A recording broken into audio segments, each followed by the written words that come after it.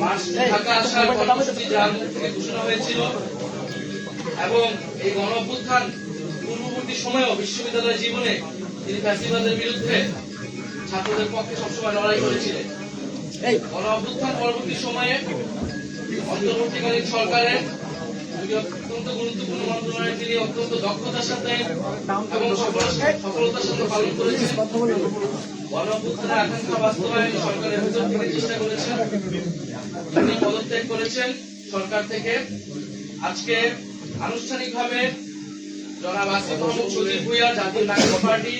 এনসিপিতে যোগদান করলেন। আমরা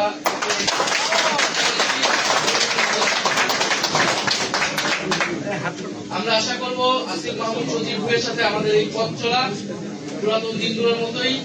সামনের দিনগুলোতেও আমাদের যে লক্ষ্য, আমাদের যে উদ্দেশ্য সেটা বাস্তবায়নে সহায়ক হবে এবং আসিফ মাহমুদ সজীব ভুঁইয়া তার যে রাজনৈতিক প্রজ্ঞা, দক্ষতা তিনি এর আগেও দেখিয়েছেন, সেটা তিনি ধরে রেখে বাংলাদেশের মানুষকে একটি সুন্দর সমৃদ্ধ পরিবেশ উপহার দিতে পারবেন। আমাদের আজকে জাতীয় নাগরিক পার্টি এনসিপি রাজনৈতিক পর্ষদের একটি জরুরি সভায় যেটা অনলাইনে অনুষ্ঠিত হয়েছে, সেই জরুরি সভার সিদ্ধান্ত মোতাবেক আমরা জনাব আসিফ মাহমুদ সজীব ভুঁইয়াকে জাতীয় নাগরিক পার্টি এনসিপি মুখপাত্রের দায়িত্ব দিচ্ছি, দায়িত্ব প্রদান করা হয়েছে। এবং আপনারা জানেন যে এনসিপি নির্বাচনী যাত্রায় পুরোপুরি ঢুকে পড়েছে এবং এই নির্বাচনকালীন সময়ে নির্বাচনী কর্মযোগ্য এই গুরুভার এবং এই সময় সংগঠনটাকে ধরে রাখার জন্য জনাব আসিফ মাহমুদ সজীব ভুঁইয়া তিনি এবারে নির্বাচনে অংশগ্রহণ করবেন না, বরং জাতীয় নাগরিক পার্টি এনসিপি মনোনীত প্রার্থী যারা রয়েছেন তারা যাতে জিতে আসতে পারে এবং সংসদে গিয়ে বাংলাদেশের মানুষের গণ অভ্যুত্থানের পক্ষে কণ্ঠস্বর হয়ে উঠতে পারে, সেজন্য তিনি কাজ করবেন। এবং এই কারণে জনাব আসিফ মাহমুদ সজীব ভুঁইয়াকে আমাদের জাতীয় নাগরিক পার্টি এনসিপি যে নির্বাচন পরিচালনা কমিটি সেটার প্রধান হিসেবে দায়িত্ব দেওয়া হয়েছে।